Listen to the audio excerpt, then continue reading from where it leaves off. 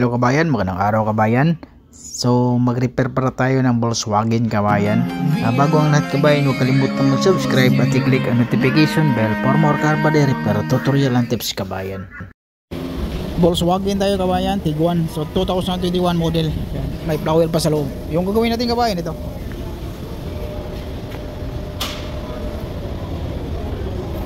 Bagong pintuan yan sa kabayan. Hindi naman nata. Ay, pumasok to pa kabayan, no? Kasama to sa repair kabayan. Okay.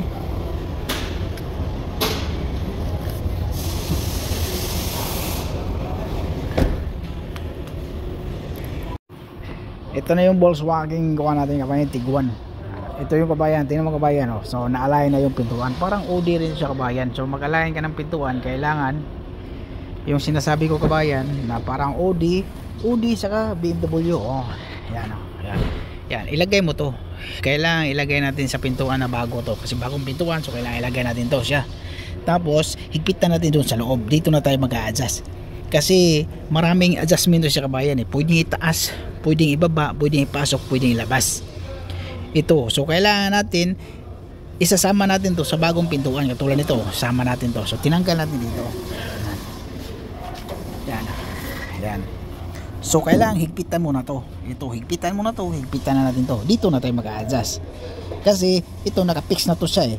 Ito yung pag okay na, ito na yung tanggalin natin. Hindi natin magtanggal dito. Ito na yung tanggalin natin, bubunutin lang siya pangat. Tapos okay na yon. Ito kahit na hindi pa pinturahan yung loob, okay lang yan. Tulad niyan kabayan, oh. Yan. Yan. Yun okay na yung alignment na yan. Yan na yung alignment, tapos sarado natin to. Yan, okay na yung alignment na yan. Yan ang pinaka-alignment na niya. So tulad ng sinabi ko, dito na tayo mag-adjust. Kasi in-adjust ko na ito kabayan. Kanina natagalan ako kasi maliit yung doon sa dulo, maliit. Tapos dito malaki. Oh, yun lang. So nilabas na natin, pinalo natin to konti para papasok siya dito.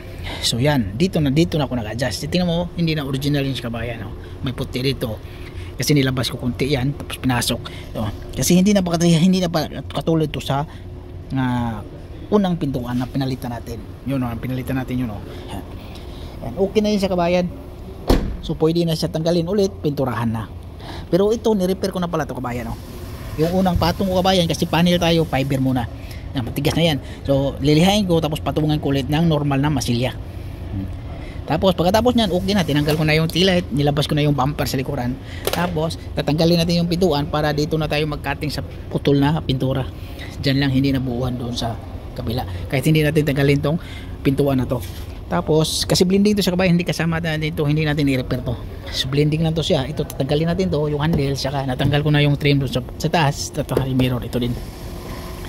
Ganun ang teknika kabayan. Bago pala tayong molding sa rear pintuan. Yan. Ganun lang ang teknika kabayan sa mga American car kadalasan. Pero pag mga kuha naman kabayan, GMC, walang problema yon. Ibang style ng Volkswagen, Honda, Volkswagen, Audi, saka BMW. Ganun ang style niya sa pagtanggal. Okay?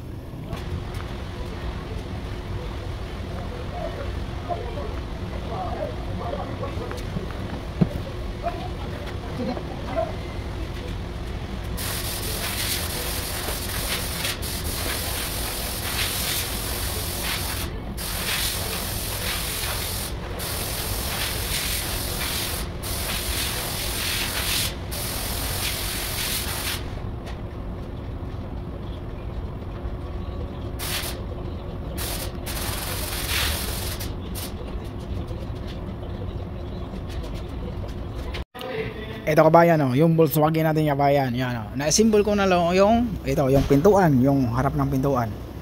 Sama yung panel dito. Yan ang technique kabayan. Saka ko na i-symbol yung pintuan na palit pintuan tayo diyan. Palitan natin yan. Yun yung bago, yun. So ililipat natin yung sa luma doon sa bagong pintuan yan. So yun ang sinasabi ko kabayan, unahin natin yung maliliit.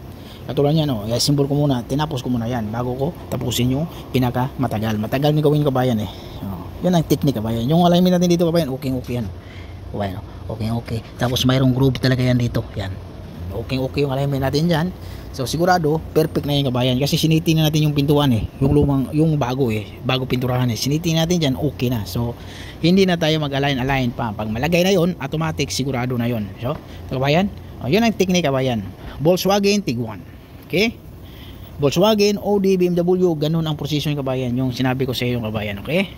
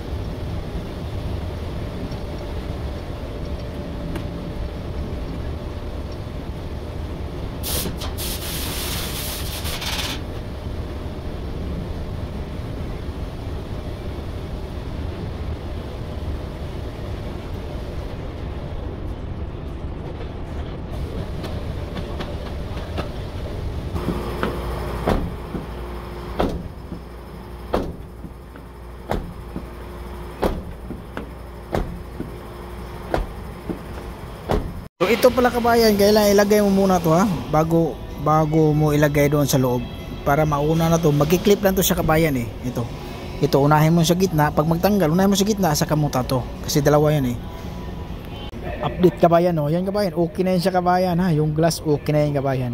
Ang pagtanggal pala ng glass kabayan, walang problema kabayan, kasi ito pagtanggalin mo yan kabayan, automatic taas baba na yon, kasi yan lang ang naghawak niya sa automatic pero pagtanggalin mo na tong tatlong bolt na yan, pagtanggalin mo yan, ma-adjust mo na, maangat mo, mababa, maangat, mababa. Tapos tandaan mo lang kung saan mo hininto to. Katulad yan, ito sa akin, sa baba yan so binaba ko muna yung glass, saka ko nilagay ito, nakapix na yan. Tapos sinubukan ko na yung natin, yung ito, okay na yan. So ready na yan siya kabayan, walang problema na yan siya. Taas, angat, walang problema na yan. Yan na kabayan, okay na yung seating natin kabayan, pati dito kabayan yan mo.